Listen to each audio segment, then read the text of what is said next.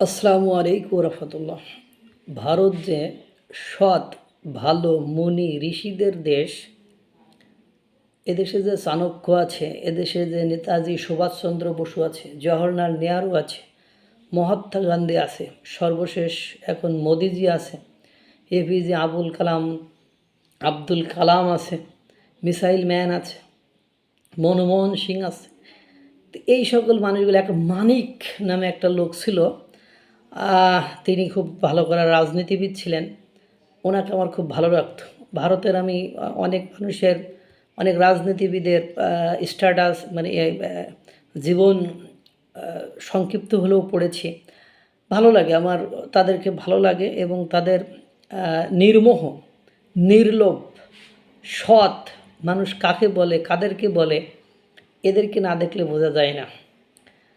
ঠিক তেমনি আজকে এক রাজ্যমন্ত্রীর জীবনের ইতিহাস বলবো।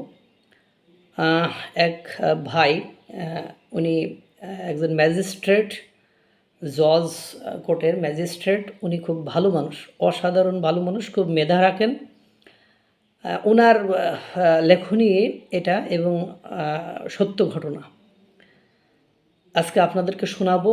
শুনলেই আপনারা বুঝতে পারবেন কেন আমি ভারতকে ভালোবাসি, ভালো লাগে। কারণ এই ধরনের মানুষ যে দেশে আছে সে দেশকে আপনি ঠকাতে পারবেন না।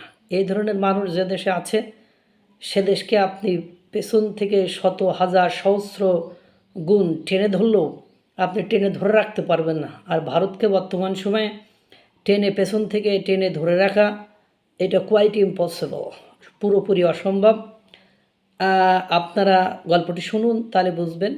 উনি লিখেছেন, কয়েকশো টাকার পেনশন পাওয়ার জন্য এই ব্যক্তি আজ অনেক দূর থেকে এক ভাঙ্গাচোরা সাইকেলে করে অফিসে এসেছিলেন। এ ধরনের মানুষের সমস্যাগুলো শোনা এবং সমাধান করা আমার প্রতিদিনের কাজ। কিন্তু আজ কিছু ভিন্ন ঘটল।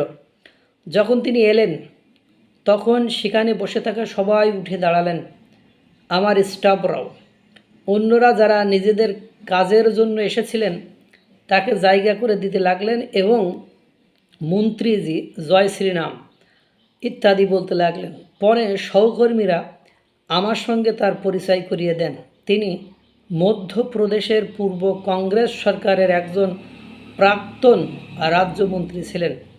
যখন তাকে জিজ্ঞাসা করা হলো, আপনি একাই কেন আসেন, কারো সঙ্গে গাড়িতে করে আসতে পারতেন? তিনি উত্তরে দিলেন, যতদিন বেঁচে আছি কারো উপর বোঝা হতে চায় না। পার্টির লোকেরা গাড়ি পাঠায়, কিন্তু আমি যখন তাদের কোনো কাজে লাগি না তখন তাদের গাড়িতে কেন যাব? আমি জিজ্ঞেস করলাম, বাবুজি, আপনি কি টাকা পয়সা রোজগার করেননি? আপনি তো মন্ত্রী ছিলেন। তিনি হাসিমুখে বললেন, যতটুকু প্রয়োজন ততটাই রোজগার করেছি, আর পেনশনেই চলে যায়। তার চলে যাওয়ার পর অন্যরা জানালেন, রাজ্যে ইউপিএ সরকারের নির্বাচনের হারের পর থেকে তিনি একটি প্রাইভেট ফ্যাক্টরিতে অল্প কয়েক হাজার টাকার বেতনে শ্রমিক হিসাবে কাজ করেছেন। অত্যন্ত সৎ, স্বনির্ভর ও পরিশ্রমী এই মানুষটি আজকের রাজনীতির জন্য একটি আদর্শ। এমন মানুষের সঙ্গে দেখা হওয়া থেকেই যে শিক্ষা পাওয়া যায় তা অনেক বই পড়া বা অসংখ্য বক্তৃতা শোনার থেকেও পাওয়া যায় না। ধন্যবাদ সবাইকে।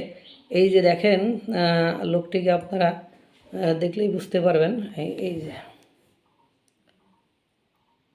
বাস্তবতা ঠিক এখানেই আটকে গিয়েছে। এটাই হলো সুন্দর। এই ধরনের মানুষ যে সকল দেশে আছে, যে সকল দেশে এই ধরনের মানুষ ডিল করে, তাদের কখনো দারিদ্রতা থাকতে পারে না। তাদের সাধারণ জনগণের টাকা কখনো তছরূপ হতে পারে না। 18 মাসে 14,000 কোটি টাকা লোপাট হওয়ার কোনো সম্ভাবনাও থাকে না, যেটা বাংলাদেশে ডক্টর ইউনূসের বিরুদ্ধে নিয়ে আসা হয়েছে। আল্লাহ তাআলা সকলকে ভালো রাখুক, সুস্থ রাখুক। আসসালামু আলাইকুম ওয়া রাহমাতুল্লাহ।